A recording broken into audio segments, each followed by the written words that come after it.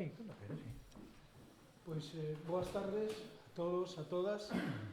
É un placer que podades asistir a esta convocatoria da Asociación de Federalistas de Galicia e, sobre todo, ao que non dubido que será unha magnífica exposición, como sempre, nestes temas do profesor Ramón Máez. Para min é moi difícil hablar dele, digo con toda a confianza.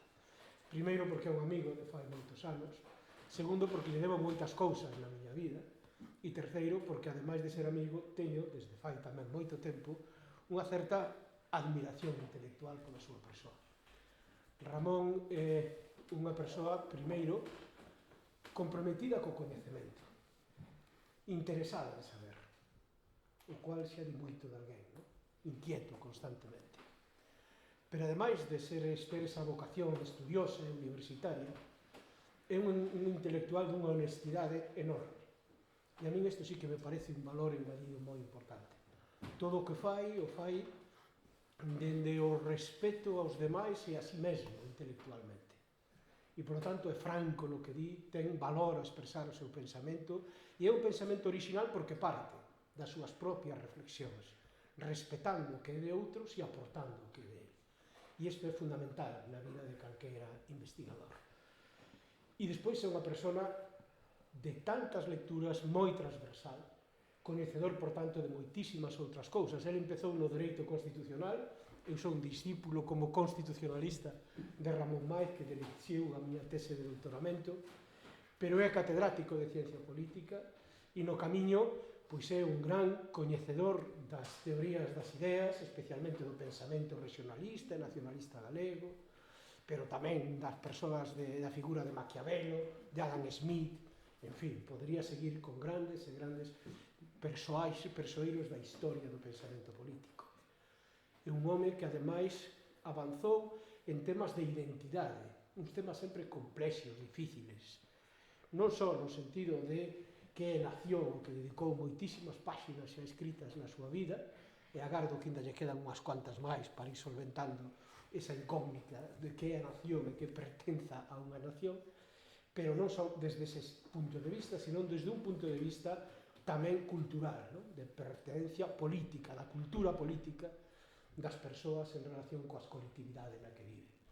É un apasionado da teoría da democracia, do que tamén ten escrito moitísimo, e, por suposto, do federalismo, que é do que hoxe nos vai hablar. Eu diría que a visión federal de Ramón Máez, aparte de ter elementos moi persoais, que eu comparto, digamos, nun 80%, nunca hai exactitudes en todo, pero sí nos seus fundamentos, é moi particular, non? Na presentación de un libro en Madrid, neste caso era un libro meu, pero que estaba Fernando Vallespín, e estábamos os dous, ou non sei se estaba Ramón, polo menos eu sí, nesa presentación, Fernando Vallespín, que é un coñecido tamén profesor de ciencia política, decía que Ramón Máez e eu practicábamos un federalismo afectivo, como forma de explicar ese elemento cultural, non? E non meramente xurídico, sino de pensamento, de trasfondo, como mensaxe político e cultural de identificación dos sesgos das conductas das persoas e das preferencias. E probablemente non é unha cousa miña, é unha cousa dele. Eu sinceramente arrastro o que aprendín de Ramón Máez e o levo ao meu ámbito de reflexión, que é máis o do dereito constitucional, o das estruturas formais, por así decir, que os elementos donde el se move máis habitual, inda que o fai perfectamente ben nos dous mundos, que é o da reflexión da cultura política, da ciencia política, da convivencia social, etc. etc. De todos os seus libros non vou a citar, obviamente, a enorme obra moi coñecida de Ramón Máez, pero sí salientar un para os federalistas que creo que debemos de ler con máis calma. Eu polo menos leíno 2 veces e queda má terceira para darlle outra volta, que é A frontera interior, é un libro moi específico sobre reflexións profundas acerca da identidade, do federalismo, das estructuras, e ademais está tocado desde perspectivas distintas en torno ao mesmo eixo, e parece un libro excelente sobre o que calqueira que se quera chegar ás inquedanzas federais ten a súa man. Eso sí, é un libro para pensar, non é un libro de lectura fácil ou cómoda. Fácil sí, pero cómoda non, porque provoca constantemente a reflexión. Por exemplo, por dar un dato, e concluyo xa para que nos fale, nese libro Ramón explica moi ben que ele entende por unha nación non nacionalista, que cando un líe se di, como pode haber unha nación, un concepto de nación non nacionalista, non? Pois explica a perfección como entende ese concepto, o vai elaborando, o traba, etc., etc., por poñer só un dos exemplos da súa originalidade e capacidade creativa. Sen máis, don Ramón, súa é a palabra, coñecedes perfectamente o tema porque foi anunciado e falarános, por tanto, de un reto que é moi importante para os que creemos no federalismo, que é que ante a imposibilidade de cambiar hoxe a Constitución e probablemente o máis difícil, cambiar a cultura dun país sociolóxicamente formado nun liberalismo máis ou menos centralista de tradición francesa, por explicarlo de forma cómoda, como podemos reinterpretar, xa que non podemos chegar a ese obxectivo de maneira directa, reinterpretar as cousas para leválas ao menos a unha lectura o máis próximo ao ideal federal. Este é o que nos vai, supoño, propoñer ese Ramón en relación co Estatuto de Autonomía de Galicia. Moitas grazas.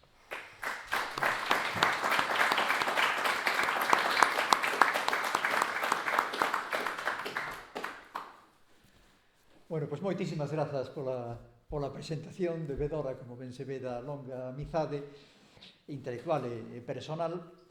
E efectivamente, tamén gracias a todas e a todos os que vos achegades hoxe aquí pois para participar nesta charla na que quixera propoñer para a vosa reflexión algunhas ideas sobre a necesidade dunha lectura, dunha interpretación federalista da autonomía en España, do Estado das Autonomías e tamén en Galicia da autonomía de Galicia.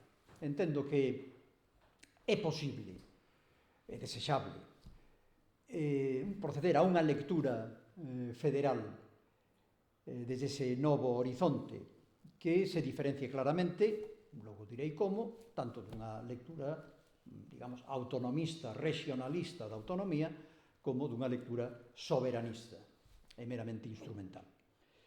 E isto é posible, e o que máis me preocupa, porque este era o compromiso que na asociación, cando comenzamos a traballar, insistíamos moito, compre concretar. É tamén concretable, podemos especificar. E esa é a miña obriga e o meu compromiso de aprofundar nesa pregunta de que falamos cando falamos de federalismo, dunha lectura federal, en que consiste.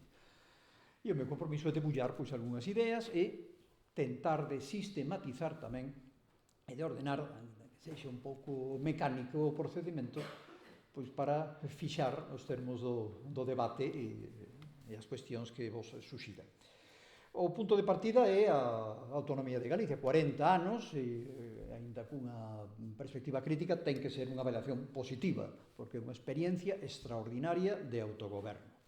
É así, tanto desde o punto de vista da construcción administrativa, parlamentaria, como da construcción dun sistema de forzas políticas, e mesmo de algo que adoitamos esquecer, dando por sentado, que a construcción de algo que non existía hai 40 anos, que era unha identidade colectiva en Galicia, onde o que campaba era justamente pois, un localismo, a idea de que haxa ou ver uns intereses galegos, o que se falaba era dun sector de Vigo, da Coruña, de Ourense, pero esa idea foi producida precisamente pola xénese, diríamos, de tipo institucional. As institucións xeneran identidade, non somente expresan unha identidade previa, senón que parte do seu carácter performativo das institucións é justamente xerar preferencias e xerar identidades. E isto lle debemos á autonomía. Ben sei que estivo xemonizada por unha lectura liberal e regionalista a maior parte do tempo, pero aínda así esta é unha avaliación da que compre partir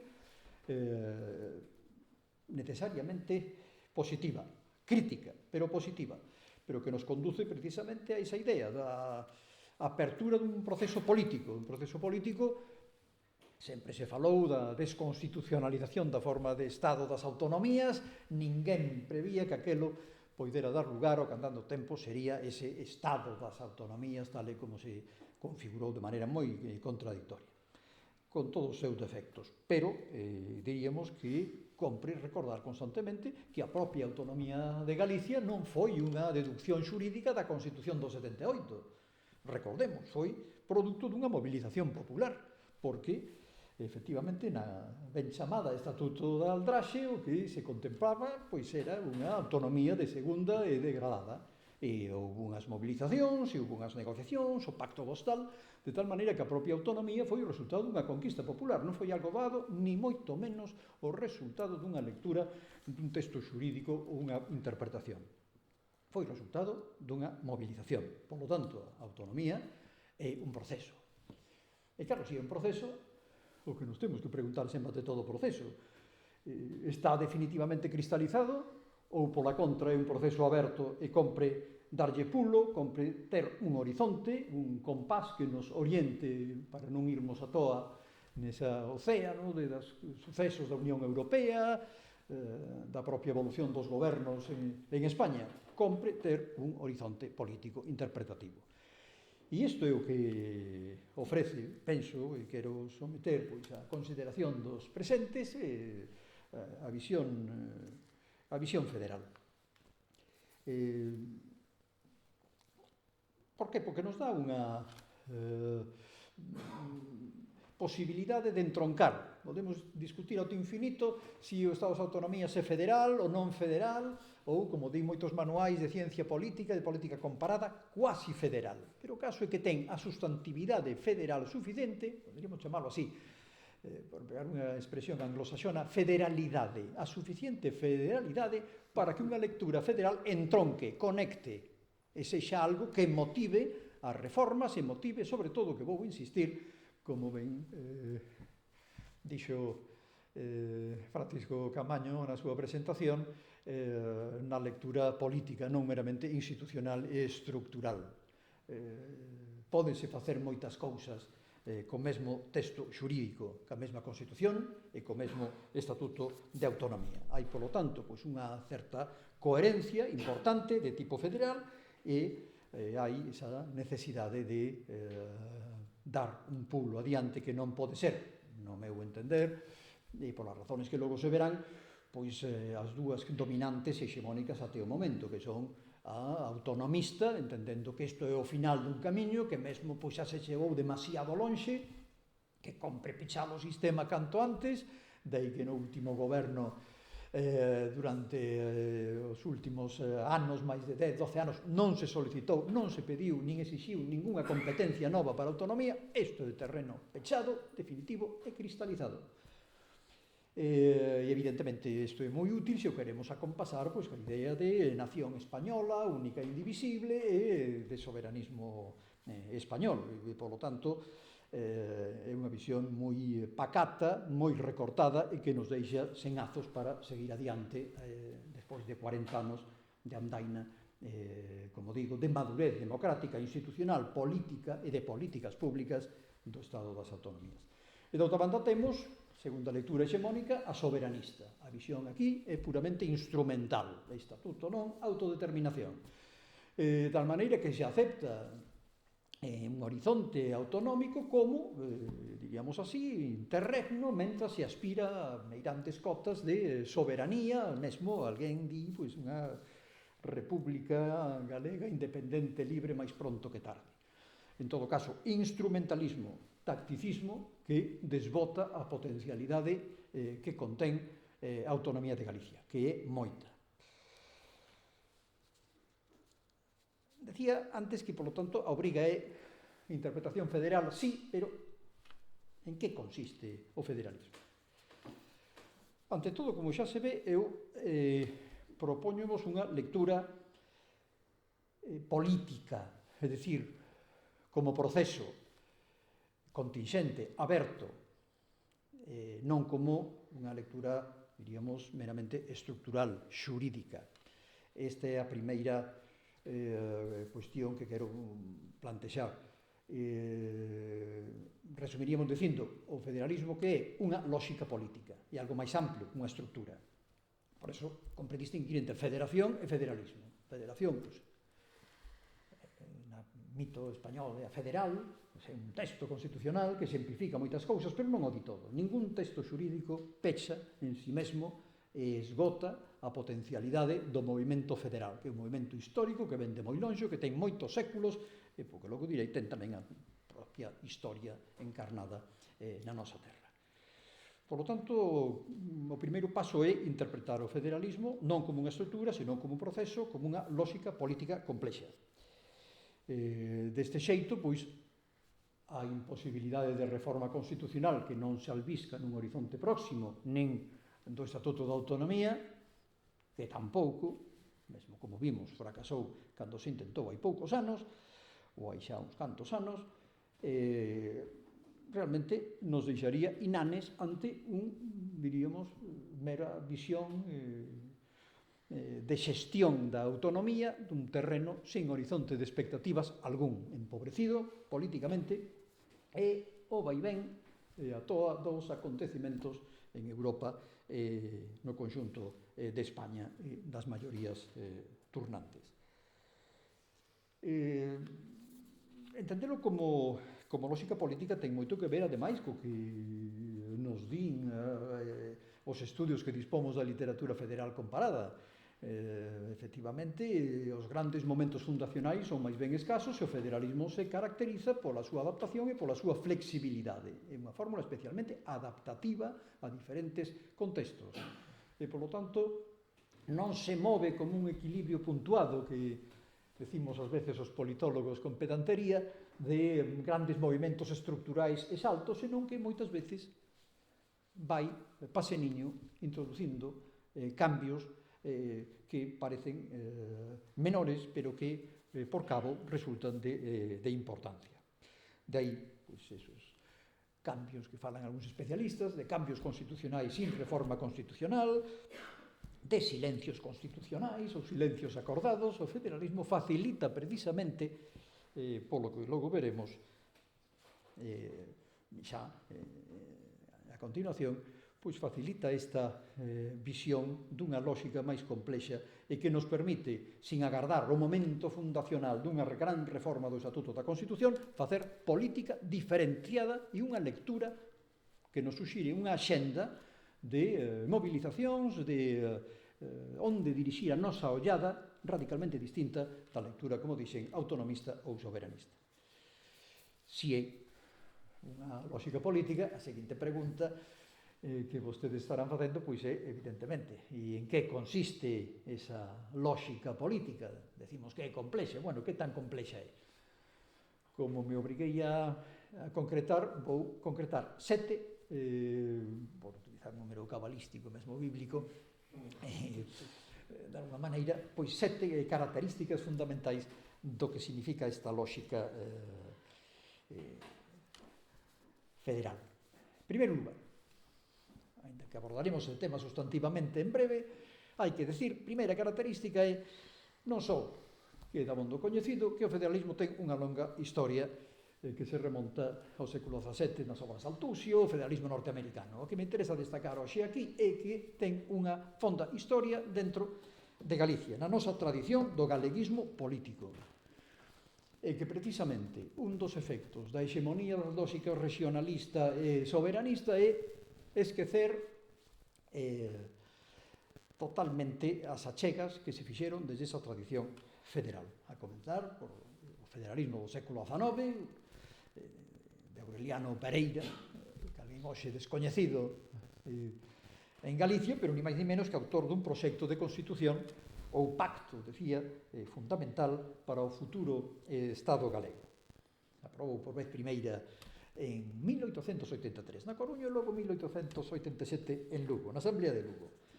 E está ensarillado pois, con todas as achegas do Partido Republicano Federal en Galicia, que militaban tamén na Asociación Regionalista, e había ese intercambio orgánico de ideas moi valorado polos liberais da Coruña, Murguía, Pondal e outros, e moi denostado polos católicos tradicionalistas como Brañas, porque lle daba pois, unha orientación non só federal, senón sobre todo democrática, anticaciquil e modernizante o galeguismo político. Dende sempre, toda esta tradición, e cito ese texto en concreto, porque é unha referencia constante co paso do tempo, non só na Liga Galega da Coruña, as demandas de autonomía, senón tamén cando se discute na Segunda República. Pesa sempre ese anteproxecto a idea dun Estado galego federal dentro da Federación Española, esa idea de Galicia, Estado libre dentro da República Federal Española, como dicía o anteproxecto de Estatuto de 1931. E tamén o que se esquece na lectura interesada de Castelao, Portirios e Troyanos, e frases como dun dos últimos libros: somos, pois, federalistas, pois a fórmula federalista sempre conduciu a paz interior dos estados plurinacionais, semella que nunca foron escritas. Pois son de Daniel Castelao. E daí pasou, evidentemente, pois, de mal a ditadura franquista, pois ao Grupo Galaxia, a Ramón Piñeiro, a José Luis Franco Grande, a Isaac Díaz Pardo, etc. Falaremos desto detidamente, pero o primeiro que teño que subliñar é que é unha tradición histórica non só internacional, nosa, moi nosa, que coa tamén no anteproxecto no 78, dese federalismo español. Recordemos que as raíces son pimargalianas en Galicia, que son discípulos de Pimargal, como Pereira, Obreiras Pulpeiro e outros os que introducen o aveiro do proxecto constitucional de Pimargal, pero sigue coando no 31, aparece no anteproxecto dunha maneira da Constitución esvaída, pero ali estaba, efectivamente, finalmente sacou como un Estado, o concepto de autonomía, onde incluso pois, unha certa fasquía antifederalista na Constitución do 78 é claramente perceptible. Mesmo aquí en Galicia, compre recordarlo, ni máis ni menos que en 1979, a Comisión de Estudios do Partido Comunista de Galicia fala de autonomía federável. Xa estaba aprobada a Constitución, pero se entendía a autonomía cunha proxección federal, o cal era completamente distinto con aquel outros que recén chegaban a autonomía, dicindo teremos que considerar a Alianza Popular si estaremos ou non pola autonomía, e tiveron que decidilo a trancas e barrancas malamente, mentre outros dicían estatuto non autodeterminación. Segunda idea, o federalismo é un estilo político. Este é o segundo componente desa lógica. É unha maneira distinta, unha actitude, unha maneira distinta de entender a política. E iso é o que chamamos estilo político. Estilo político é un conxunto de elementos retóricos, de elementos de pensamento, pero tamén estéticos, políticos que son performativos, xeneran unha forma distinta de entender a política. E isto é algo esencial e fundamental. Sempre se di federalismo ven de fedus, de pacto. Eu insisto sobre todo na segunda cuestión, tamén etimolóxica. Fides, confianza, a produción política da confianza democrática. Por lo tanto, pacto sí, gobernar mediante pactos, un estilo distinto de negociación da política entendida como negociación, non como imposición, senón tamén de produción política da confianza. E confianza universal, non confianza clientelar no vos, no cacique, aquel que me fai os favores, ese troco digamos así, directo de votos por favores, senón ideolóxico de xerar confianza cívico-democrática multinivel nos cidadáns. Isto decíamos antes, ten moito que ver porque este estilo político de negociación ten como resultado que, antes o apuntaba, o federalismo non é unha estructura, é un proceso sempre aberto, de aí que falar de pechar o estado das autonomías dunha lectura federal carece de sentido. Non se pode pechar por definición, porque é un acordo revisable entre iguais. E este é un elemento clave fundamental que nos proporciona unha lectura federal distinta ás outras. Hai un segundo elemento que tamén, neste sentido, quixera subliñar e que hoxe é máis necesario que nunca, e que este estilo político federal é directamente oposto ao estilo cada vez máis dominante do populismo e as láteres. baseado xustamente no contrario, na polarización. O estilo populista de polarización, que pasa xustamente por degradar ao outro, por estender a lógica de competición política á lógica amigo-enemigo. De aí que se desbote ao outro, se considere do xeito populista ao outro como un enemigo, e de aí que a proliferación do insulto, a mentira ou as maneiras brutais estén á orden do día, porque está xustificado, porque o que se busca precisamente é xerar polarización e fuxir dos lugares de encontro, totalmente oposta á lógica federal entendida como estilo político propio, como actitude e unha visión da política baseada na negociación e na creación política da confianza. En terceiro lugar, por seguir avanzando, o federalismo é unha teoría política de seu, chega tamén unha teoría política completa, e esa teoría ten unha enemiga radical. Vexo algún sorriso entre algún dos meus alumnos aquí presentes, que é precisamente ese fetichismo da soberanía, porque o vocabulario da soberanía, herdeiro da teoloxía política, é incompatible ca visión federal, absolutamente incompatible.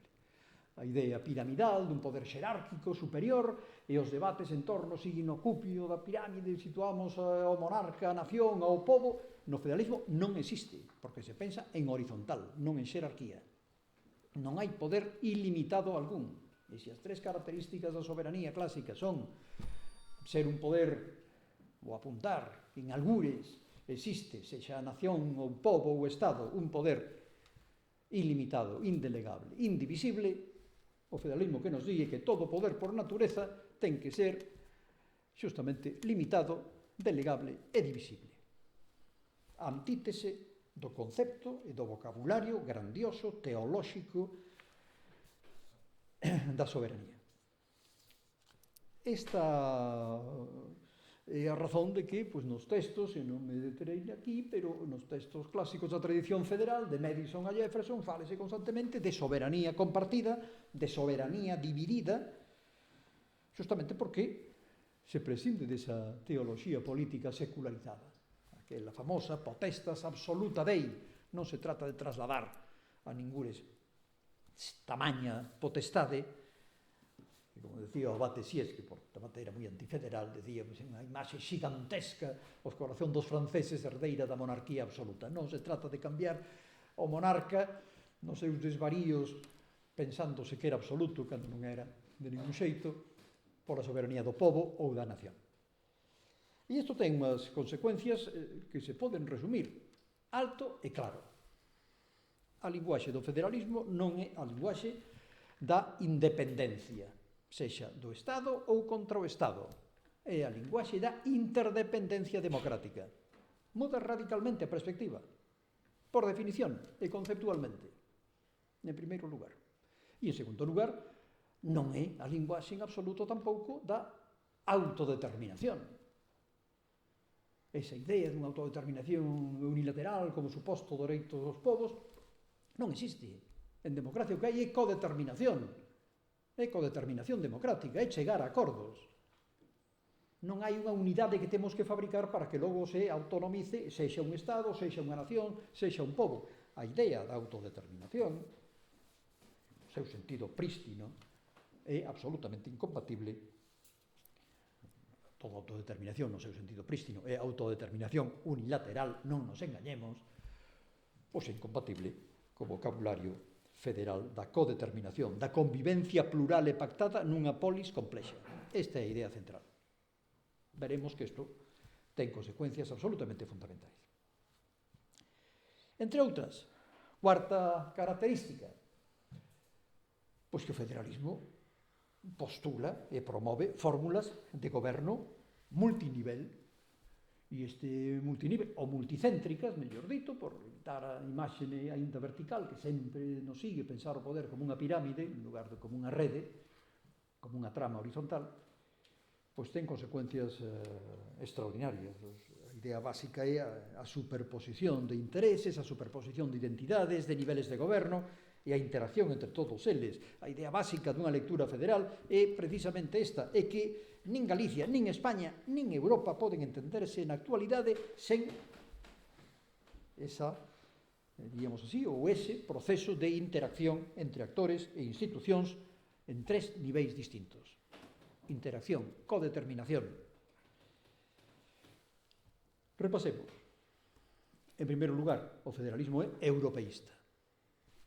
E que federal pois foi o gran impulso inicial da Unión Europea nos seus xermolos na posguerra, na saída, idea básica de Spinelli a Ursula Hirschman, a Denise de Rougemont, que lle gustaba moito aos galeguistas aquí dos anos 30 e despois anos 50, Piñeiro, por exemplo. A idea básica era esta: Federación Europea, aquilo que xa, por certo, predicara no seu día Pi Margall no seu libro As nacionalidades, onde, curiosamente, frente ao peligro ruso, naquela época dos zares, estamos falando de 1876, Pi Margall defendía o federalismo europeo precisamente porque os Estados-nacións e os criterios soberanistas, 1876, repito, pois levaban a unha desunión e a unhas xenreiras entre os povos europeos e os Estados absolutamente debilitadores ante o gran oso ruso que xa ameazaba daquela como imperio dos zares. Pois esta é a idea, unha visión federal distintiva da Unión Europea, nin funcionalista, é dicir, a Unión Europea non é un mercado, ten que ser unha unión política federal, e unha unión política de niveis horizontais superpostos e ben trabados, nin a visión intergubernamental. A Unión Europea, debedora de Estados recelosos e teimosos da súa soberanía e, polo tanto, sempre tentando recuperar o que se perdeu no seu día con ese mito da soberanía dos Estados, que, por certo, nunca existiu, pero que funciona moi ben como reclamo, e temos visto no Brexit e estamos vendo que ben funciona tamén no discurso de Le Pen en Francia. Ou nación ou globalización. Nos di ni máis ni menos. Globalización é a Unión Europea. Pois esta é a idea en primeiro lugar, e isto, unha interpretación federalista da autonomía de Galicia, pois non é algo esotérico, quere decir que ese noso sistema político, que Europa, a Unión Europea, é o noso sistema político, pois ten que ser actualizado e reinterpretado e desde a nosa propia autonomía, vía parlamentaria. Que sabemos dos nosos parlamentarios europeos? Que sabemos, está preparado o noso Parlamento, a nosa administración, para unha interacción activa con Europa? Pois non hai cousas que facer neste ámbito. En Galicia temos todo por facer. E Europa é o noso sistema político. Non é unha ficción. Non hai que ter unha delegación ali onde se va ocasionalmente a negociar a PAC, a Política Agraria Común. É que é algo que require modificacións institucionais internas e unha actitude e unha información da opinión pública e un debate público sostido sobre temas europeos, porque son debates autonómicos, interésanos directamente porque o noso sistema político, volvo a repetir. Pero que ademais o federalismo, seguimos no análise multinivel, é que é municipalista. De feito, para moitos clásicos, o federal bias, por excelencia, o criterio federal é precisamente o goberno municipal, o principio da subsidiariedade. Os gobernos máis perto dos cidadáns teñen que ter un protagonismo extraordinario, de aí que o federalismo sexa o oposto a un novo centralismo en comunidades autónomas ou estados. É defensor do goberno municipal, digo goberno, do goberno local, non da administración municipal, de auténtico goberno. De aí precisamente unhas afinidades selectivas que non poden pasar desapercibidas entre o federalismo e o novo municipalismo. O reforzamento do goberno local, pois da man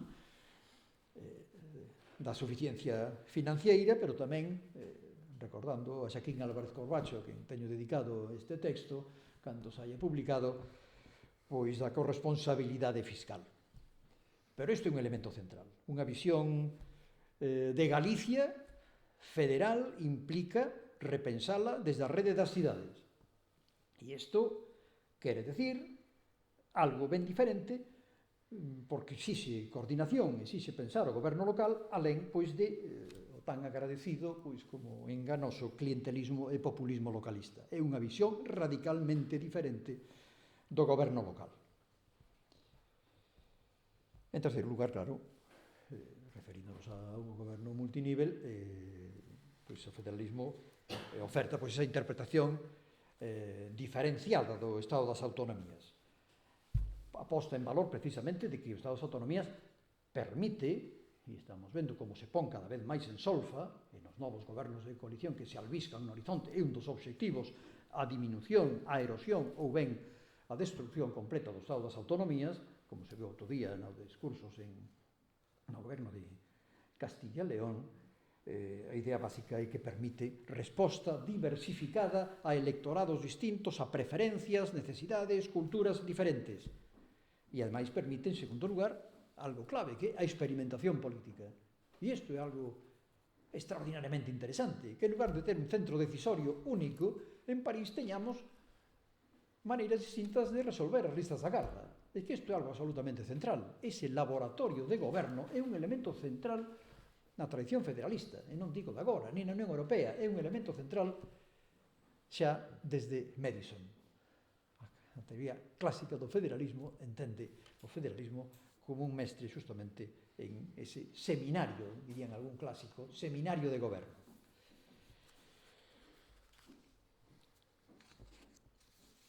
Esta gobernanza multinivel que falan algúns, diríamos así, goberno multinivel, gobernanza multinivel, eu sería, sin embargo, cauteloso con esta perspectiva. Hai dúas maneiras de ler o goberno multinivel que son problemáticas en meu modo de ver, e que non podo aprofundar, pero deixo caer o tema. Un é entender o goberno como gobernanza, e falamos constantemente de cogobernanza, etc. Se se di de maneira descriptiva, non pasa nada. Pero se di como alternativa á idea de goberno, en sentido forte, craso erro, ao meu modo de ver. O federalismo é un goberno multinivel, non gobernanza. Non se dilúen as fronteiras entre oposición e goberno. Tanta intermediación dilúe, tanta necesidade de consenso e acordo, pois lévanos ás trampas da decisión conxunta e dilúe as responsabilidades. E, por lo tanto, é partidario democrático, e logo veremos con que forza, da idea de goberno. Por eso é peligroso falar tanto de gobernanza, diluir responsabilidades, todos cooperamos, e dai a segunda. Federalismo cooperativo. Federalismo sí, senón sí, pero cooperativo.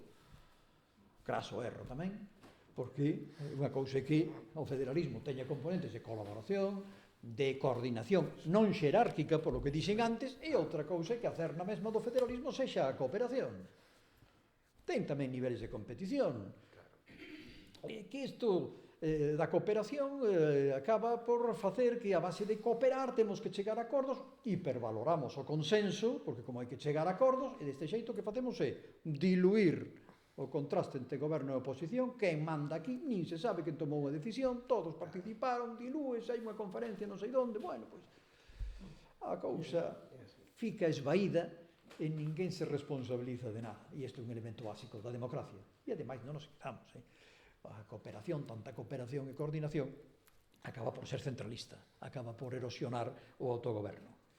Por lo tanto, cautelas ca extensión de goberno compartido, a idea de cogobernanza, moi en boga, pero que realmente presenta graves problemas do punto da democracia, e da cooperación, porque do punto de vista do federalismo esquece tamén, claro está, que a competición federal non é a competición a baixa, non é a dumping fiscal, a ver quen paga menos impostos, a de botar cos pés, sino que é competición en benestar para os cidadáns.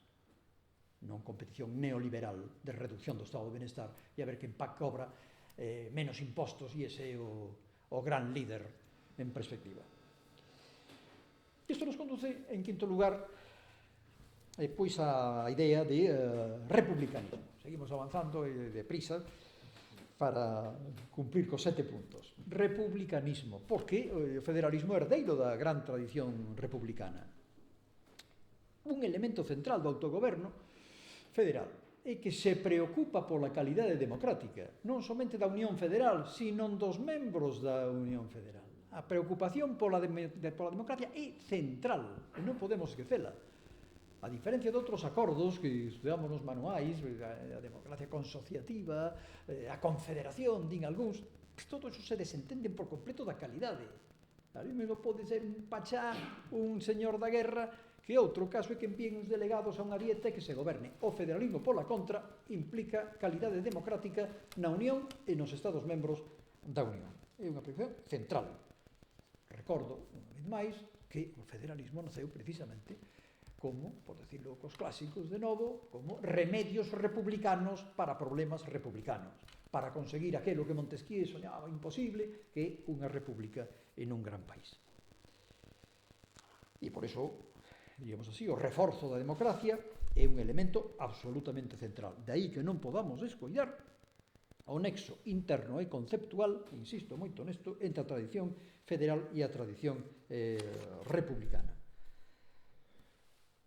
O federalismo leva canda sí unha moi requintada exixencia democrática, debedora da súa pertenza a esa tradición republicana, da cidadanía en sentido forte.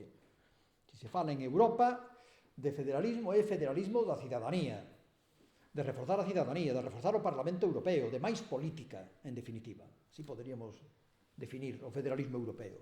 Máis Europa, pero máis política, máis democracia, máis cidadanía. E a idea de democracia, no seu sentido máis exixente tamén.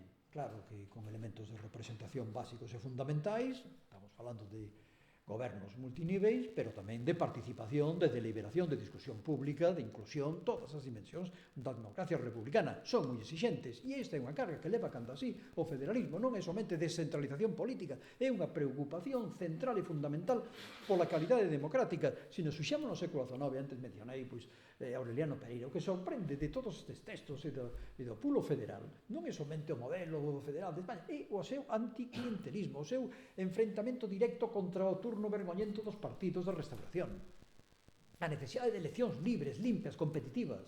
Este é un elemento fundamental. E claro, enchese nosa boca dicindo eleccións libres e competitivas, e onde están esas eleccións libres e competitivas? Porque un dos elementos fundamentais, sempre se nos di na tradición federal, pois é ese público atento. E resulta que temos un público atento cas fake news. Sin información non distorsionada non existe a democracia. O federalismo, se lemos o Federalista de Madison, está ali, público atento. Necesitamos unha información. De feito, recordemos unha cousa. Se atendemos aos mecanismos que no Federalista se propoñen, e nos propios escritos, xa non no Federalista, senón na obra de Jefferson, hai unha expresión que se repite constantemente. Donde descansa a cerna da nova Constitución dos Estados Unidos? Na división de poderes, na presidencia, no contrapeso, checks and balances, donde? E a resposta de Jefferson é sempre a mesma. The people themselves. Radica no pobo mesmo. Se non temos un pobo atento, xa podemos diseñar aquí a quinta esencia dos gobernos, que un pobo de parvos mal informado ou manipulado é absolutamente incapaz de levar adiante. Daí a famosa frase de Franklin, que goberno nos destes, pois unha república se sabedes mantela, porque isto non é gratuito. Claro está, the people themselves. Un elemento fundamental da calidade democrática, e dai pois esa idea de que nunha autonomía non solamente compre discutir dos políticas públicas, que tamén, senón que compre discutir dos propios proxectos colectivos da identidade da comunidade. Que proxecto de país? Todo isto ten que ser obxecto de debate. É unha visión rica da democracia que pon en riba da mesa a propia idea de comunidade que se quere, de proxecto de país. E isto é fundamental. Non é algo que fico al bord dun líder iluminado, é algo que compre discutir nunha perspectiva plural, porque o elemento fundamental da democracia é precisamente o pluralismo e a confrontación de visións diversas. E esa conexión entre dereitos e democracia, en que dereito a autonomía soamente se enche de contido si se conecta directamente ca calidade democrática do escenario político. Non é algo a maiores. A autonomía política depende non de que teñamos máis ou menos competencias, sintetizaría eu isto rapidamente, senón na calidade democrática dos nosos procesos. Pouco vale ter competencias e logo ter un sistema clientelar na que ou unha prensa e uns medios de comunicación cautivos onde ninguén se entera de nada ou hai unha visión oficial establecida. Por lo tanto, esta é a preocupación e isto dirixe a nosa ollada unha lectura federal a preguntarnos por estes elementos. Por certo, dentro da democracia non podemos esquecer unha característica fundamental. Sempre se insiste na liberdade, pero a síntese é máis complexa. Liberdade e igualdade. A igualdade non é unha cortesía para a liberdade, é un elemento fundamental para que a liberdade sexa liberdade real para todos e para todas. Polo tanto, a igualdade é un elemento central que configura a liberdade. De non existir un nivel aceptable de igualdade, non hai posible de ser liberdade. A liberdade é unha caricatura, é propiedade de aqueles que se poden permitir ser libres, por decirlo así, dunha pequena élite. Por iso non é unha cortesía, non é un engadido a maiores, a igualdade é a cerna mesma do proxecto. Por certo, 1610, un tal Altusio, 1610. A comunicación mutua, isto é o propio do federalismo, nos di el, chamar ali, pois, simbiótico, a comunicación mutua daquilo que resulta necesario para o consorcio da vida social e común proveito de cada un e de todos. Así naceu o federalismo. Política, Altusio, 1610. E isto que quere decir? Pois se temos igualdade, quere decir que ten que haber defensa e que o estado de benestar non é unha mera cortesía e un aditamento, sino que é central para facer verdade esa autonomía política, unha sanidade pública, unha educación pública, políticas sociais, son elementos fundamentais. Pero o estado de benestar non existe sin redistribución. E non nos engañemos, redistribución é imposible sin solidariedade interterritorial.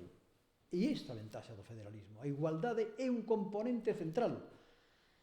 Ninguna consociación, ninguna confederación, daí que cando se fale de cupo, estamos nun momento de delirio de soberanismo, claro está, o cupo, cada quen o seu. O federalismo o que fai é justamente establecer mecanismos de solidariedade interterritorial, porque a igualdade é un elemento central. Pero para iso fai falla ter unha construcción federal. Se nos utilizamos cara fórmulas confederais, entramos dentro da órbita do soberanismo e entón a solidaridade esvaise nun soño da razón ou do que é máis preocupante, do nacionalismo dos ricos. Non hai máis que ver quen son os que reclaman similares tratamentos. Se ainda non se é rico e se reclama o modelo de cupo, algo pasa de desnorte político. Por lo tanto, igualdade, salto, 6, e imos xa apurando. O federalismo non achega solamente unha noción de Estado, o federalismo achega tamén unha idea de nación. Efectivamente, unha idea non nacionalista de nación. É que, claro, a acusación grave sobre o federalismo, que a máis tivo moito eco, é que é tan abstracto, é que pensa no Estado como unha fórmula tan racional. O federalismo ten a súa propia idea de nación. E é unha idea de nación alternativa, tanto do Estado nacional, un Estado, unha nación, canto a dos nacionalismos contra o Estado. A ver se temos a nosa propia nación para facer o que fixe, por certo, os Estados nacionais hai un par de séculos, pois o facemos agora en escala máis pequena. Unha idea non nacionalista de nación. Ben é certo que para o federalismo, como é republicano, a nación é algo peculiar. Nin pode permitirse desbotala con esa alegría con que fan os que predican o patriotismo constitucional, patriotismo republicano, patriotismo cívico, esa idea de que tendo Constitución, falar de nación, en España non hai nacionalismo, somente hai patriotas constitucionales, non hai máis que ver o debate político. A idea básica, evidentemente, é que o federalismo entende que a nación é unha dimensión básica da democracia, porque o complemento que falta a óptica liberal, é o complemento do nosoutros. Temos unhas raiceiras, temos unha cultura común e compartida, temos unha historia. Esa visión da comunidade do mundo da vida é irrenunciable en democracia. Non é algo do que teñamos que pedir permiso da man dun neoliberalismo que agora acrecenta ainda máis o que era clásico xa do liberalismo, pensar un individualismo posesivo de individuos aillados fora de raíces, cosmopolitas, cidadáns do mundo. A comunidade é unha dimensión fundamental da democracia, necesaria, nos dio federalismo, pero non suficiente. Non está exenta de crítica e, por tanto, non fala por si mesma, a diferencia do que entenden os nacionalistas, que é unha esencia que fala por si mesma, e se non fala por si mesma, xa alguén nos dirá cal é a verdade nacional. O federalismo ten, herdeiro da tradición republicana, esa doble visión. A comunidade como unha dimensión inesquecible, diríamos así, irrenunciable da democracia, porque é o que nos dá esa fogar común da comunidade da cultura, pero entende que eso é tamén o produto de unha negociación, unha conversación, un debate, non é algo dado que ven polos séculos, non é unha conservación, digamos así, unha visión museística, monódica, de algo que nos ven de outro tempo que temos que aceptar pasivamente, divulgarnos e socializarnos pasivamente na nosa cultura, senón que a cultura é xustamente e a nación, a comunidade, son elementos que construímos entre todos e, polo tanto, compre acrecentar democráticamente a participación, a inclusión e o debate público activo en derredor a que comunidade, que cultura, cal é a nosa música, cal é o noso horizonte literario, cultural, todo eso ten que ser obxeto de debate. Ninguén nos vai dicir un canon nacional, nin ninguén nos vai dicir tampouco que eso é irrelevante absolutamente para a democracia, porque xa temos un texto xurídico que se chama Constitución. Por lo tanto, aquí tamén se marca a diferencia. Hai unha reformulación absoluta das relacións entre Estado, pobo e nación. Unha ollada federal require precisamente isto.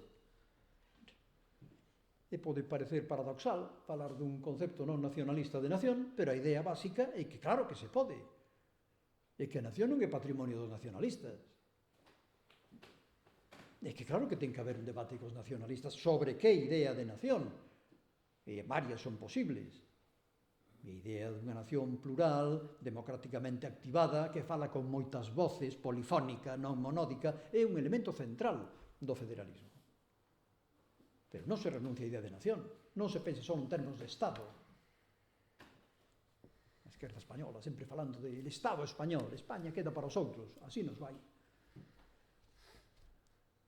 O federalismo ten unha idea de España, claro que sí, pero unha idea plural.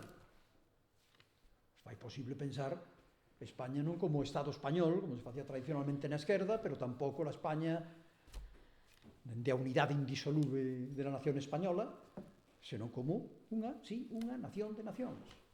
Non só un Estado de Estado, unha nación de nacións. Claro está, sempre que se entenda, unha nación plural de nacións plurais a súa vez. Non de construtos hexemonizados por non sabe quen que predican a homoxeneidade esencial das esencias patrias. Este é o elemento central. E aí tamén ten voz o federalismo. E por último, e finalmente xa para concluir, o federalismo achega, punto 7, e así cumplo o que me comprometí no comezo, unha cultura política diferente. Cultura política. Decíamos, é unha lógica política, pois un dos elementos desa lógica política é un componente de cultura, diríamos así, de soporte interpretativo. E cando falamos de soporte interpretativo do federalismo, quere decir que é un soporte interpretativo tanto cognitivo como actitudinal. Que quere decir? Pois que o federalismo, desde logo, ten, en primer lugar, valores. Hai valores distintivos. O recoñecemento, decíamos antes, a mutualidade, esa idea de respeto mutuo, a mutualidade, a tolerancia, o consentimento, por certo, a paz, é un valor fundamental da tradición federal desde o seu comezo, no proxecto para unha paz perpetua, según Wilhelm Friede, Immanuel Kant establece precisamente a paz e señala o federalismo como unha solución na Europa do momento, estamos falando do século XVIII e da Ilustración, no seu momento máis álxido. Immanuel Kant, un dos primeiros federalistas, fala precisamente da paz para conseguir como se consigue mediante unha estrutura federal, e el non de monarquías, senón que ten que ser gobernos republicanos, unha federación dos povos en Europa, proxecto de paz perpetua. Valores, polo tanto, pero tamén outro aspecto máis esquivo da cultura política, que son actitudes, predisposicións, capacidades cívicas, e que a cidadanía, decíamos antes, esa cidadanía atenta, para un goberno multinivel ten que ser máis requintada que o normal, que un Estado centralizado. Por exemplo, ten que saber atribuir responsabilidades. Isto é do Concello, da Xunta, de Europa, ou nos están dicindo que é de Europa, da Unión Europea, resulta que depende da Xunta de Galicia. Bueno, pois esa atribución, responsabilidades entre os distintos niveis de goberno, require unha certa expertise, require unha cidadanía formada, informada. Require, claro está, pois ser abertos á capacidade de experimentación, non levarse as mans á cabeza, como facemos en España todos os días, cando unha comunidade autónoma ten, isto é un galimatías, claro, non? Que cada quen ten as súas propias solucións. Haberá coordinación non xerárquica, pero claro que cada quen ten un electorado, unhas prioridades, un goberno, e, polo tanto, a experimentación é básica. E hai solucións distintas, problemas distintos e preferencias distintas das distintas comunidades. E esta ventaxa do federalismo non é ningún caos. É a realidade do federalismo, que logo se teña que haber niveis de coordinación non xerárquica, por suposto, ninguén o dubida, pero hai que preparar a cidadanía e é un elemento fundamental de información, de comunicación e de debate. A propia idea de tolerancia, lingüística, cultural, son elementos centrais, e todo son capacidades, non son xa valores, sino que son predisposicións que compre educar. Non brotan, e digo con isto, non brotan naturalmente. Vivir nun escenario complexo é complexo, require unha cidadanía a altura, e isto require que pagamos esforzos de debatir, de introducir, de informar, etc., etc., porque temos que ser conscientes da dificultade de que é vivir en gobernos multiniveis. E, finalmente, remato, pois, claro que sí, federalismo afectivo, querido Fran, pois, claro, porque o federalismo ten as súas cultivas, as súas propias emocións. E que as emocións en política son fundamentais. E estamos afeitos a entender que quen ten as emocións pois son os nacionalismos, e que o federalismo cousa abstracta, racional, unha fórmula de autogoberno, competencias, pois non. O federalismo cultiva as súas propias emocións. E frente ao resentimento, cultiva a empatía. Frente ao desprezo, pois as virtudes da empatía, do poñerse en lugar do outro, do entusiasmo, da solidaridade, da fraternidade, son valores netamente federais, pero son emotivos, teñamos en conta que son emocións específicas. Estamos nas antípodas, claro, da polarización afectiva propia dos populismos e as láteres, insisto, porque antes falábamos, hai poucos anos, falábamos do populismo como algo que estaba aí, pero o populismo non só que creza, e que ademais está contaminando a dereita en toda Europa, e se deixa levar da man precisamente, e un dos elementos dos que se leva é precisamente dese cultivo de emocións negativas, do resentimento, da ira, da xanreira, do desprezo, que levan precisamente pois, a desfacerse do outro. A lógica, decíamos antes, do amigo-inimigo. E, por lo tanto, o réxime emocional do federalismo é tan importante como o seu réxime de valores e das súas ideas. Todo isto é imposible, esta andamiaxe é imposible, se non se cultiva na cidadanía e sabemos distinguir o resentimento ou o medo ou o enfado e de como eso se pode manipular.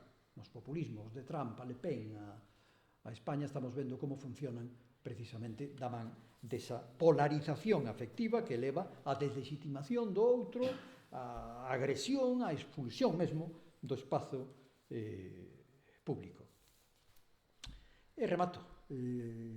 Como vemos, unha lectura federal da autonomía chama a nosa atención sobre lugares insospeitados da área política, da xenda, de cousas que pasan desapercibidas, mesmo en Sarilla, de elementos varios, e articula pois unha visión ben diferenciada. No seu día haberá que proceder, evidentemente, pois a reformas constitucionais e estatutarias, pero na mentras non podemos ir a toa e saber que unha alternativa federal, tanto ao regionalismo liberal como ao soberanismo, é posible, que conecta co estado das autonomías, que non é unha ruptura radical, pero que implica cambios sustanciais e fundamentais e que chama a nosa atención sobre aspectos moi descuidados da nosa política actual. E, pola miña parte, pois máis nada e moitísimas grazas.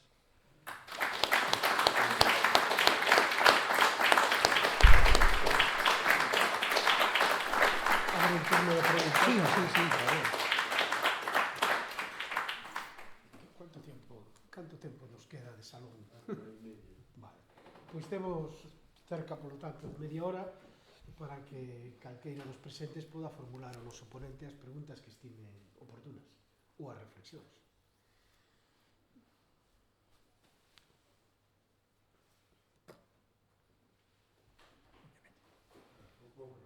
Pois veña, bueno, despois Sí, aquí non está. Aquí logo lá, sí. Adiante. Logo ti.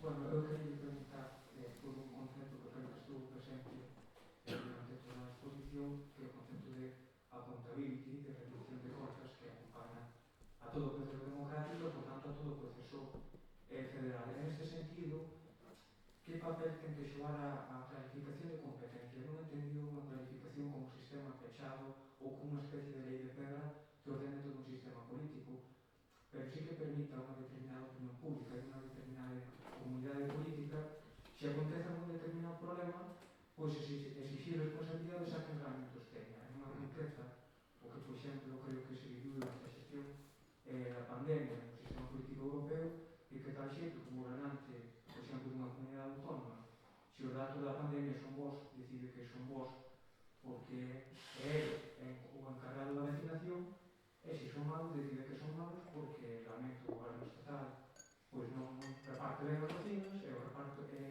goberno estatal a súa medida que, bueno, pois o que sucede é que a Comisión Europea encargada da compra pois non comprou o número de vacinas axeitado, creando un clima de confusión para a opinión pública moi grande, moi difícil, que pode levar a reflexións populistas que digan, bueno, todos estes políticos son todos iguais, non nos solucionan os nosos problemas, ergo non nos representan.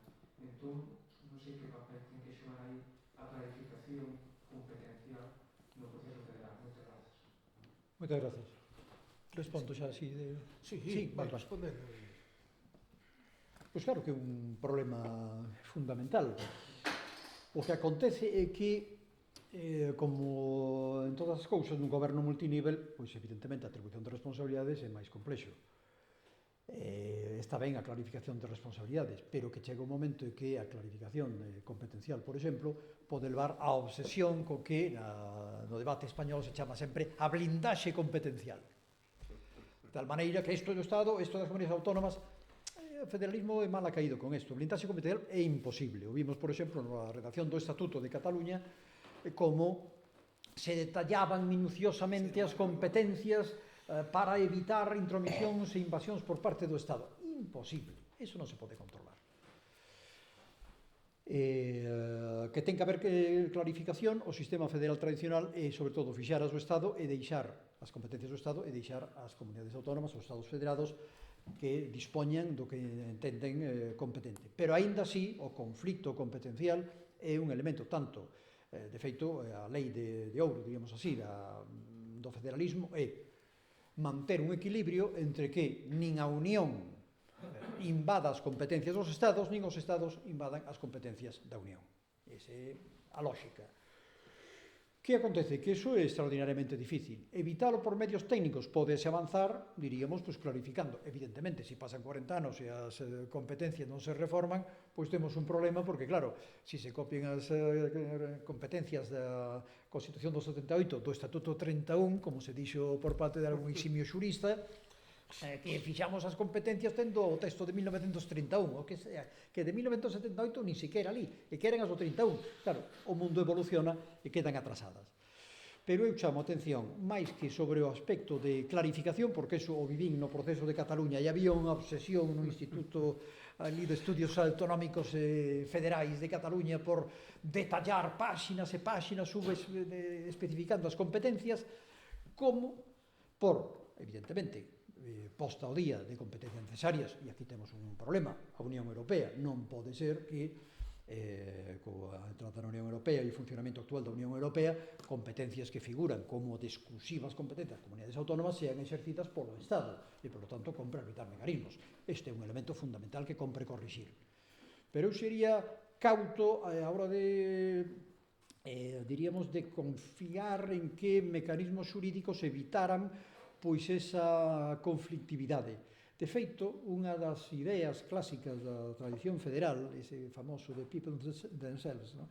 Pois é a idea de que un dos elementos fundamentais da cultura política é a creación dunha opinión pública, e isto require información e formación da opinión pública, que estableza os límites do permisible, hasta onde se pode chegar no incumplimento, no traspaso, digamos así, na invasión competencial da Unión ou dos Estados. Porque a maior parte da bibliografía comparada do federalismo insiste que determinados conflitos competenciais son produto da experimentación, son inevitables e son interesantes e beneficiosos para a consolidación e a construcción da federación.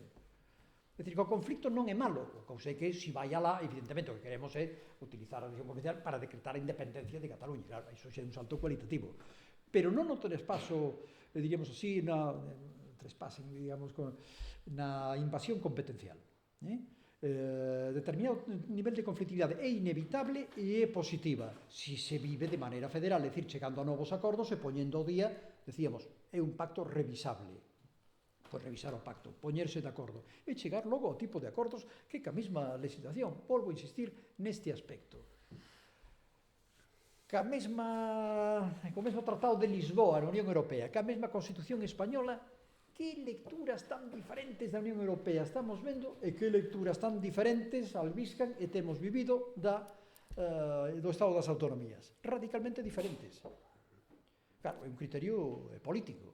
Pero, claro, iso require que haxa antenas, que haxa debate, que haxa capacidade de negociación. O federalismo, insisto, hai unha autora, Jenna Bednar, famosa no análise precisamente da competición federal, e indica que a obsesión por evitar o conflicto é negativa porque o conflicto dá lugar a reaxustes do sistema, porque é imposible que unha lei, unha constitución, un estatuto dé a conta nos tempos cambiantes da globalización, da construcción europea, xa non digamos de resolver xurídicamente calquer tipo de dúbida como tal. O problema existe, de que haxa esa perspectiva, pero nada nos pode evitar que haxa, primeiro, información, debate, un pobo atento, público atento, que decía xa Madison, sin eso o federalismo é imposible, e logo a capacidade de negociar acordos. A veces se requerirá unha, digamos así, unha reforma, e outras veces simplemente, co mesmo texto, chegar a acordos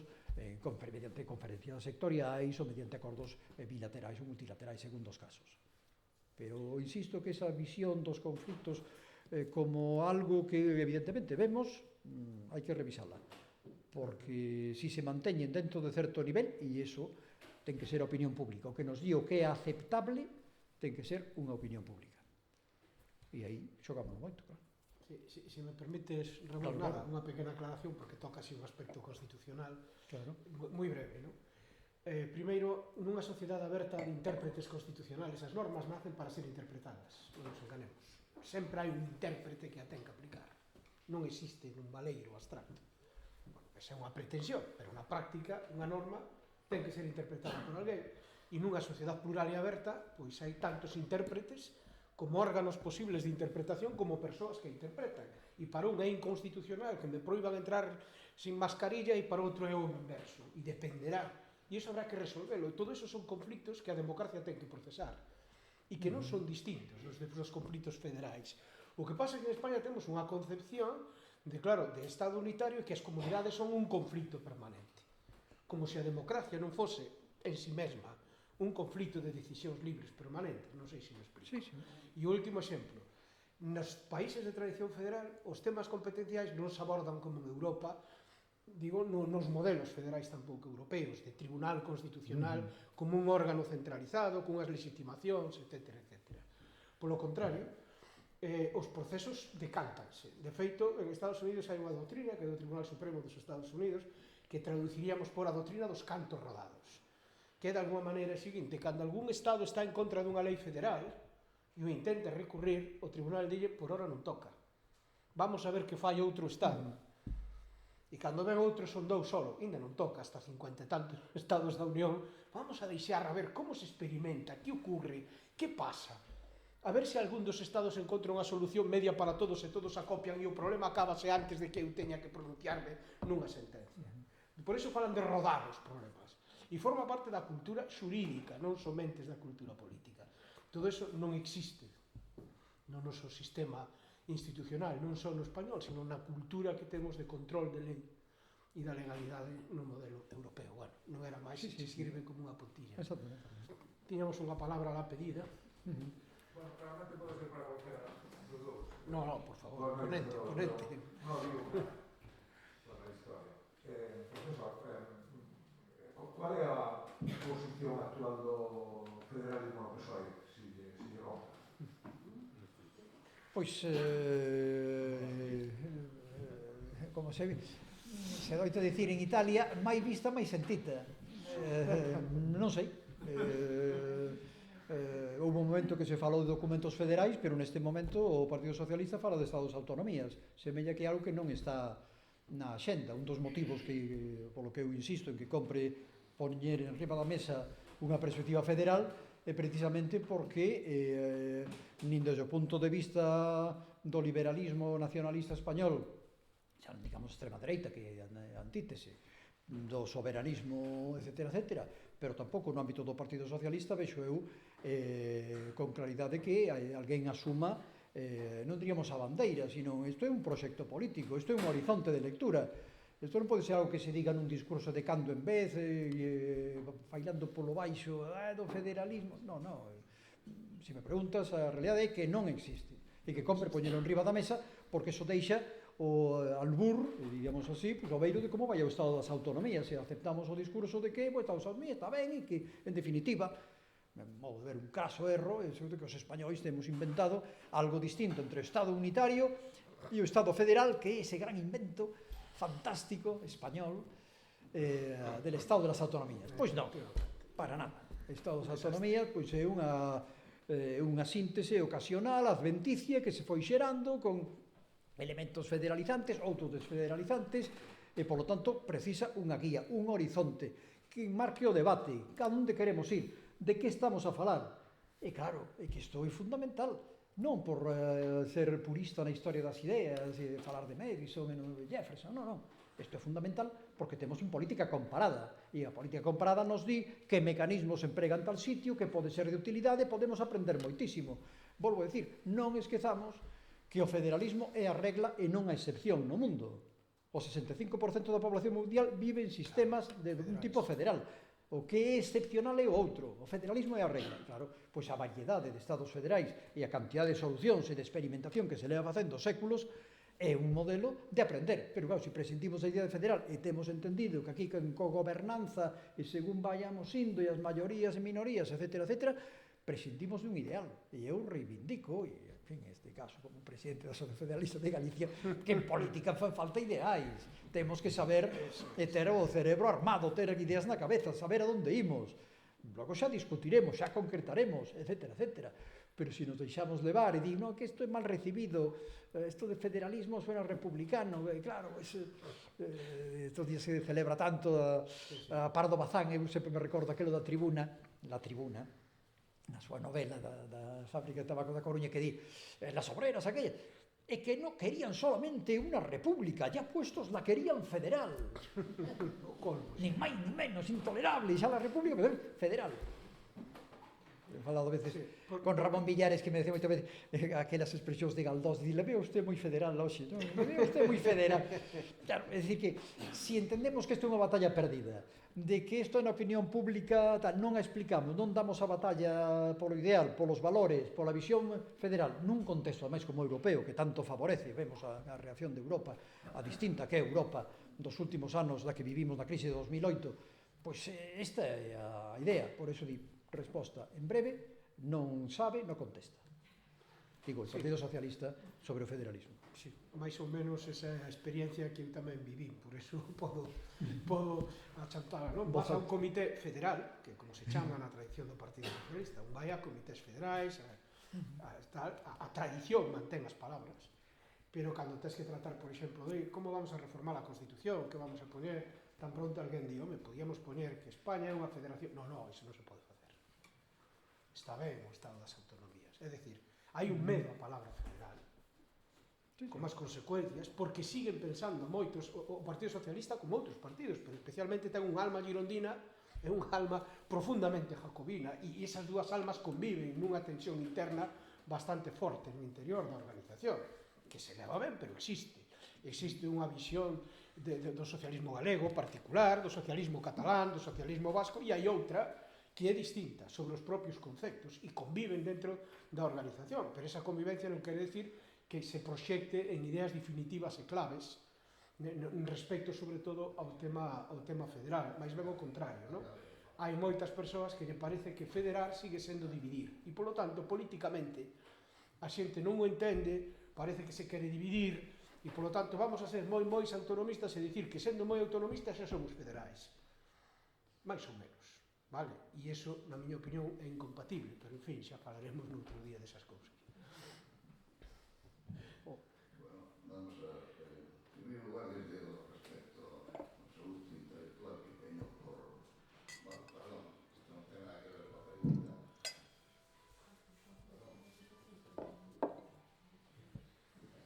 Xa está. Pero, decir, que desde o respecto intelectual que teño, por máis que creo que xa é consciente de quixera facer unha pequena reflexión sobre algo que dixo e despois algunhas pequenas cuestións tamén. Vamos a ver. A panacea de virtudes que vostedes pon, traballo evidentemente moi elaborado, unha serie intelectual impresionante, pois eu penso que ten algúns contrapuntos coa realidade, non? O primeiro sería o horizonte temporal que se podría pensar para ese proxecto federalista, non? Unha realidade política como a actual en España e por derivación en Galicia, penso que é bastante utópico. É bastante utópico. Apelar como base, digamos, doctrinal a elementos históricos, pois ten un valor evidentemente intelectual, pero non completo.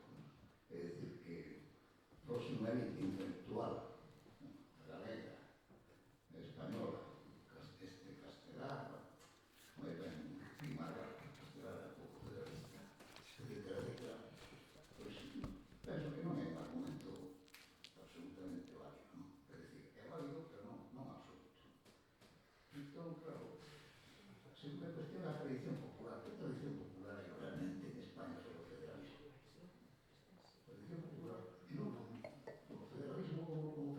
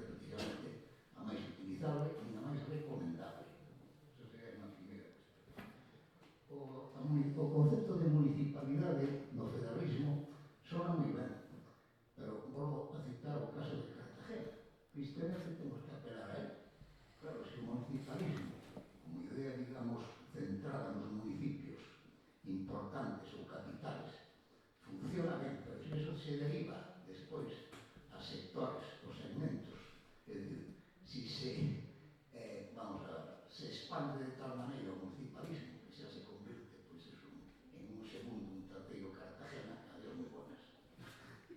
Estou completamente de acordo con a reflexión que fixo vostede sobre o tema da incomunicación que temos cos parlamentarios europeos. Eso é unha cousa que eu sempre que teño oportunidade de algún foro ao que asisto, fin, como ouvinte ou que sexa, sempre o reclamo.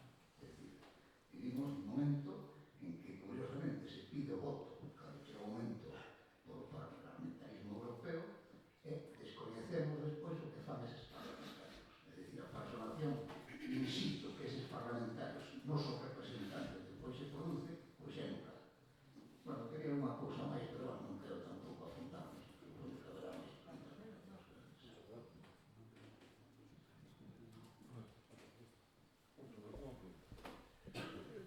Vamos a ver, son moitas cuestións, eu diría simplemente sobre a perspectiva, dúas pequenos apuntamentos sobre a idea de que isto é un ideal, diríamos, e unha visión moi alonxada da realidade.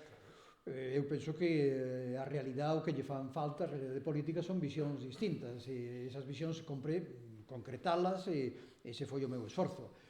Pero, claro, é que se nos deixamos ir as teorías de que en España non hai federalistas, claro, pues, entón se decía outra época de que en España non hai demócratas, tamén se apoiaba Franco. Quero dicir, temos que introducir no debate das ideas e eu penso que todo o esforzo que se faga, e máis digo, nun contexto como o actual da Unión Europea, que é o noso contexto, insisto, o noso sistema político, é un elemento absolutamente fundamental, armar conceptualmente unha bagaxe que nos permita dirixir a nosa ollada, logo o que é posible, factible nun determinado momento xa se decidirá, pero eso non estamos falando aquí, é precisamente de armar conceptualmente e argumentalmente, porque eso nos permite, digamos, ter uns lentes co que analizar críticamente a realidade, saber que onde temos que mirar, que temos que exixir. Pois a mirada federal penso que é radicalmente distinta da mirada liberal regionalista e da soberanista e é moi coherente ca visión da Unión Europea actual, cos esforzos que se están facendo ca súa fundación e tamén cunha conecta co Estado das Autonomías e permite mellorar e avanzar nunha lectura que non sexa simplemente entender que reducimos a política a mera xestión, a despolitización radical porque presentimos ideais.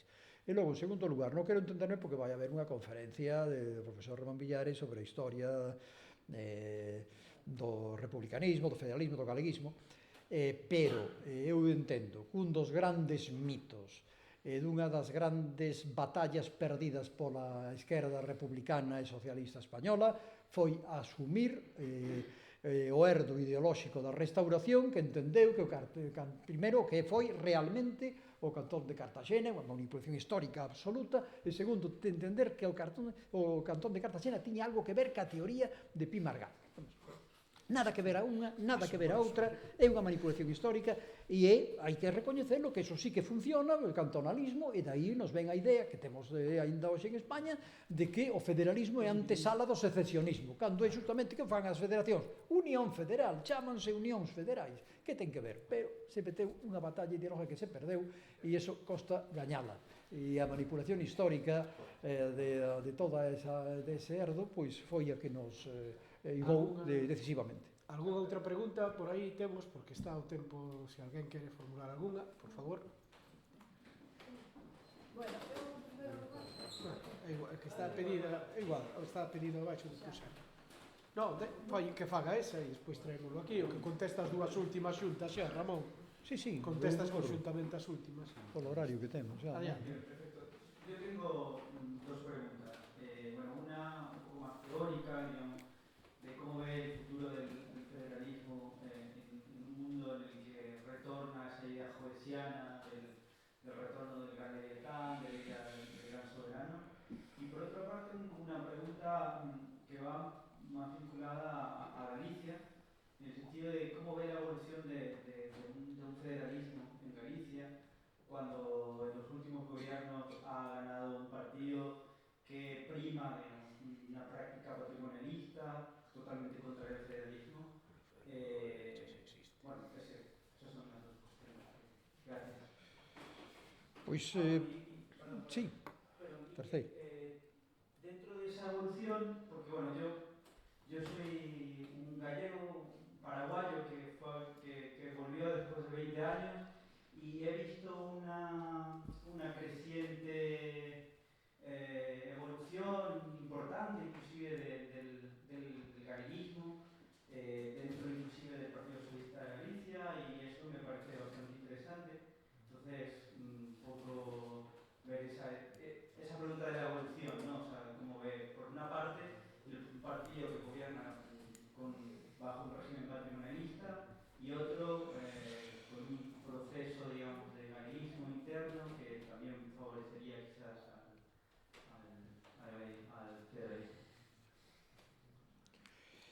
Bueno, pois son dúas preguntas moi interesantes, non dispoño de moito tempo, pero algo podo dicir. Respecto da primeira, federalismo na actualidade, e é certo, estamos en momentos de non só de jovesianismo, senón de esta nova oleada nacional populista, neoliberal, porque son os tres elementos conxuntos que se dan, nacionalismo, populismo e neoliberalismo, e é un momento complicado, porque detrás de eso que se chama populismo, especialmente da extrema dereita, o que temos é puro nacionalismo duro de toda a vida.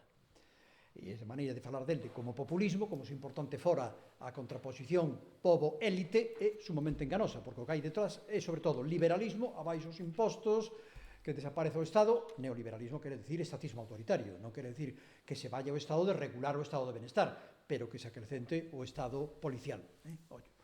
E logo nacionalismo de toda a vida. Le France PMI, estamos lendo todos os días, American First, e isto é a mesma cousa que veñen de fora, invasión, que nos di Vox, etc. Co cal, é unha conxuntura, pero eu diría que hoxe, máis que nunca, o ideal federal, tanto nunha óptica europea, e non vou repetir os argumentos que dixen, como, sobre todo, nunha óptica fundamental, que é a do cambio climático, pon o federalismo na orde do día. Ou temos un acordo de tipo federal para o cambio climático, ou isto se acaba, señores.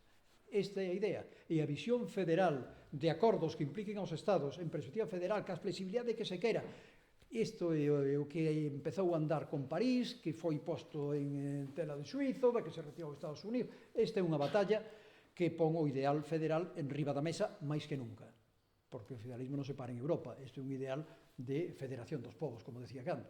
E nun momento de contexto climático, oímos cara a fórmulas e acordos federais, parciais, o que iramos. Pero, senón, o crecemento global é imparable, e isto sitúa, a meu modo de ver, o federalismo doblemente de actualidade, do punto de vista europeo e mundial. E, en segundo lugar, pois sí, claro, a idea de Galicia, vostede fala, gusta unha expresión, patrimonialismo, eu diría clientelismo puro e duro, vamos falar conceptualmente con rigor. Entón, pois eso, claro, o federalismo é justamente o contrario do clientelismo. Estamos falando de calidade democrática, de debate en torno aos proxectos de país, de inclusión, etc., de eleccións limpas, de prensa libre, de medios de comunicación plurais, etc. Claro, vemos que todo isto vai sendo erosionado, a veces de maneira imperceptible, ou a veces, non hai máis que ver os últimos conflitos con Televisión de Galicia, que acabamos de ler hoxe todos na prensa. Bueno, pois quero dicir que nestas condicións o federalismo, cando miramos o federalismo somente como decir que competencias tería Galicia, etc. Non, o federalismo é republicanismo democrático, é exixencia democrática. Pois, polo tanto, resulta extraordinariamente útil, porque nos di que o que fai falla, e o que nos di en concreto neste aspecto que vostede menciona do clientelismo, frente ao intercambio directo de votos por favores, se me votas poño a farola, o piche, o teu fillo, na TVG, pois realmente diríamos, a intermediación política, a intermediación entre votos e partidos, pero basados en ideoloxías, en proxectos distintos de oferta programática, diríamos, un vínculo programático e non clientelar. E aí o federalismo é a raíz democrática e que comezou así no século XIX, que se decía frente ao turno vergoñento, que se nomeaban desde Madrid todo trucado, cos caciques, etc. Pois, cando Pereira fala, e remato xa, no banquete de Conxo, fala Brañas, gran catedrático compostelano, e a continuación sai ali un periodista de Lugo que Pereira, e di dúas cousas. Primeiro, deixamos de falar aquí entre os intelectuales e os niños bonitos que estamos nestas mesas, os estudiantes ricos de Santiago temos que mirar ao pobo galego, que é o campesiñado que está aí abafado polos foros e por unha miseria de vida. E en segundo lugar, o que di é non somente que temos que escoller ese electorado e abrirnos cara ás necesidades do campesinado, sino que unha batalla fundamental en Galicia é rematar co caciquismo, porque o federalismo é precisamente calidade democrática. E dar a batalla aos partidos do turno, o liberal, o conservador, as canonjías, todas as figuras simpáticas de clientelismo que tiñamos en Galicia. Co cal, é un elemento absolutamente central e ideolóxicamente, se queremos manter a tensión democrática, o federalismo é un reforzo extraordinario. E unha última pregunta, por favor. Quería darche as gracias por esta lección de federalismo que nos pon a todos tan animados. E nomear tamén, que ti acabas de nomear, a Aureliana Pereira, porque me parece que ten o cerebro moi armado, seguindo as túas palabras. E quería saber se cumplía todos os 7 puntos que aquí puxes aí desencanando. Claro, vamos a ver, ele escribe no século XIX, pero resulta sorprendente, eu fixen unha escolma que anda por aí por algures de escritos de Aureliano Pereira, e é realmente sorprendente a súa síntese de galeguismo, de republicanismo, é dicir, que como galeguista teño que ser republicano e como republicano federal. E non somente a súa chega do proxecto de construcción para o futuro Estado galego, por exemplo, ten unha sensibilidade extraordinaria como movimento obreiro, co voto feminino. Os artigos son realmente sorprendentes o que escribía no Regional de Lugo a finais do século XIX, estamos a falar. Co cal, para min foi toda unha sorpresa ver que detrás de aquel autor que era un xornalista que logo se tivo que ir a Madrid morto de fame a traballar para El País, por certo, pois escribía non somente proxectos de constitución e era membro doble da Asociación Regionalista e do Partido Republicano Federal de Galicia, de Pimargal, era o seu delegado aquí, senón que, ademais, tiña unha preocupación social extraordinaria, era un protosocialista claramente. Ten artigos que se chaman Los del Arroyo, unha cousa, eu recomendo lelo porque é moi descoñecido, e aí fixe unha antoloxía que anda por aí, sí. Bueno, pois, moitísimas gracias a todos, é un placer poder falar de temas federais sempre neste lugar con os seus compañeros. Gracias, Ramón, por esta magnífica intervención.